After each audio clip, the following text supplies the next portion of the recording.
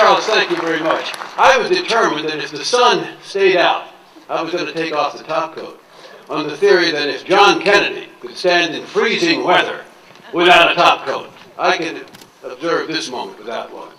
But then, I'm not president, and the sun didn't stay out.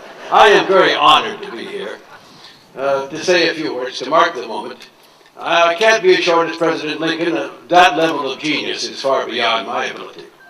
But I promise to be much shorter than Everett's 2 hours. Somewhat shorter.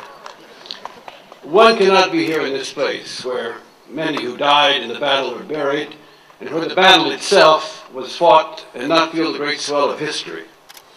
3 days of close combat that probably decided the outcome of the war. How on the first day the Confederates chased the Federals from the town, northwest of the town, until Buford rallied his troops to hold. And how on the second day the Confederates stormed up Little Round Top in vicious hand-to-hand fighting. And when the Union forces ran out of ammunition, Chamberlain ordered that fabled bayonet charge that saved the day. But I think it's the third day of the battle that has captured the imagination of history.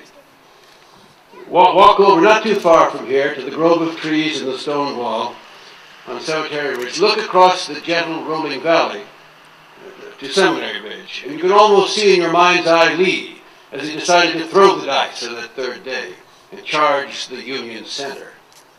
And split Meade's line, roll up the flanks, clear road to Washington and the end of the war. And there's Longstreet, convinced the charge will fail, but good soldier that he was, determined to carry it out to the best of his ability on his commanding general's orders. And then Pickett's men, marching in closed ranks into the Union cannon and muskets. I once asked another general, Colin Powell, why they would not have dispersed, hugging the ground as they zigzagged toward the stone wall. Because, explained Powell, in those days there were no rockets, there were no aircraft, there were no modern artillery, and the only way to bring concentrated firepower on the position was by concentrated musket fire at close quarters. So the men had to come at the stone wall in closed ranks. And of course that day on the open round it proved to be a slaughter field. In September of 1978, I stood with a small group of reporters on the edge of the battlefield, watching as President Jimmy Carter explained to his Camp David guests, Menachem Begin, the Prime Minister of Israel, and Anwar al-Sadat, the President of Egypt, how the battle had progressed. Begin, the old Irgun fighter of the British, used to close quarters combat, looked somewhat bored. Sadat, the old tank commander, seemed to be saying to himself, too bad Pickett didn't have a squadron of I-tanks to roll up the Union line. Well, never mind. We know the outcome. There may be a few descendants of the combatants who want to refight that war, but fortunately for our nation, there are very few. For Lincoln's great challenge, voiced here, as to whether this nation, or any nation, so conceived and so dedicated can long endure, was answered. We are one country. When Lincoln delivered his magnificent address, right here, the greatness that we see in it now was not universally recognized. His invitation to speak seemed to be almost an afterthought of the organizing committee. It was made clear to him that Everett was the principal orator, and he was to offer brief dedicatory remarks. Well, today, and for some time, presidents have been the star attraction. Take it from me, always afforded first attention. Lincoln had to wait for about 3 hours while everyone else spoke before it was his turn. The little 2-minute address he delivered was pronounced embarrassing, in some quarters basically friendly to him. His critics, and they were numerous in the North, sneered. And what would we have thought if we had been here without hindsight being the gift of understanding? Now, as a political reporter who spent about 50 years in Washington working in the news business, I've come to believe that presentation is such an important factor, in the short run perhaps the overriding factor, particularly when it comes to television.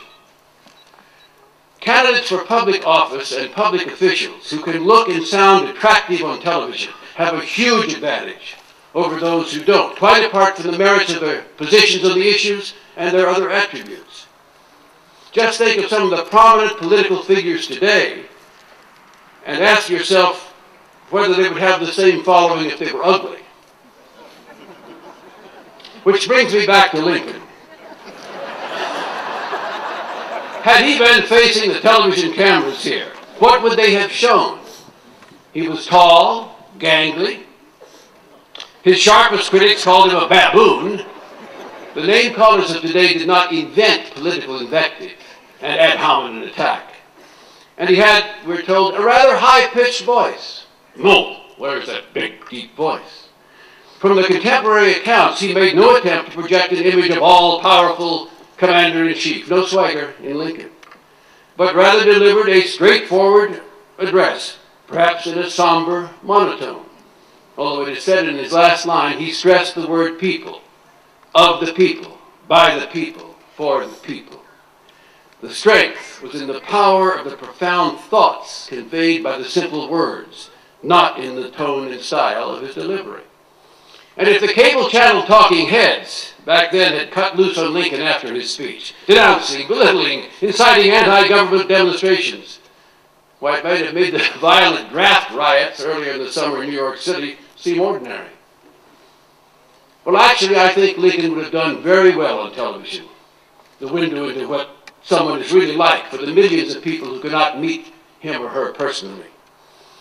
On an 0 and 9-second soundbite or one carefully constructed speech won't do it.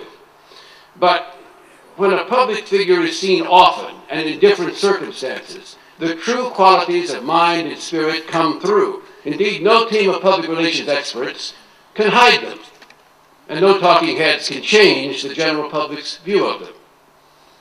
Over time, then, television in the 1960s might have shown us the president searching vainly for a general who would fight. If General McClellan isn't going to use his army, I'd like to borrow it for a time, he once said in exasperation. Now, what a great answer that would have been to a news conference question about failure of the battlefield.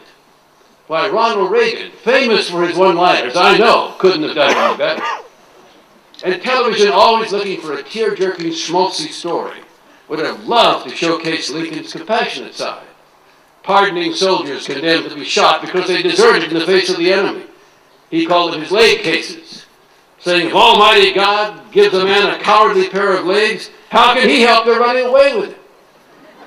I must tell you, I would have loved to have had a hidden camera in his office the day a mother came in to plead for the life of her son, convicted of falling asleep in guard duty and sentenced to be shot.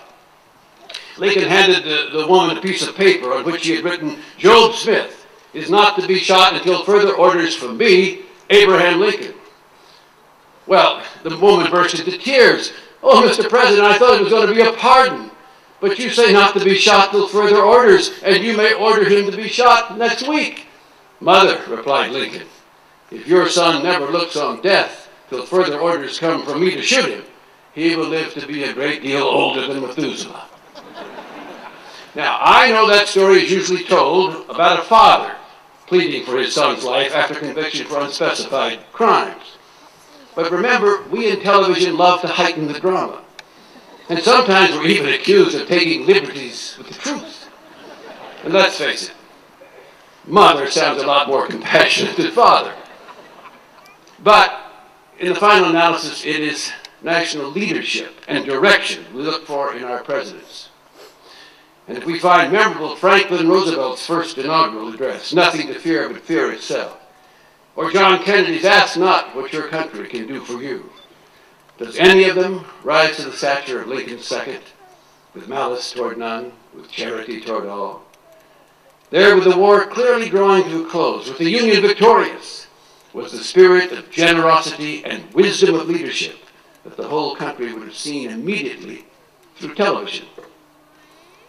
I think the fact is Lincoln did not need television to spread the qualities that we celebrate here today, or talking heads on television to remind everyone how tenuous was his position on that day in 1863. While it is now recognized that Pickett's charge was the high water mark of the Confederacy, that was not at all clear on the day he spoke here. Moreover, he knew, and everyone knew, he was facing a difficult and uncertain re-election campaign for just the following year, the outcome of which might hinge on events that he could not control. Presidents since Lincoln have discovered that. If the end brings me out all right, what is said against me won't amount to anything. But if the end brings me out wrong, then 10 angels swearing I was right would make no difference, Lincoln once observed. A thought still true for our leaders today. Throughout it all, Abraham Lincoln never wavered and never broke. His tactics might change, but not his goal. In the end, brought him out magnificently. And so we celebrate his life, and today the speech that many consider the finest in all American history. The speech in which he declared that new birth of freedom for our country. Lincoln told his audience that the world will little note and long remember what we say here. But in his eulogy of Lincoln, Senator Charles Sumner begged to differ, declaring that the world noted at once what he said and will never cease to remember it. Concluded Sumner, the battle itself was less important than the speech. Thank you.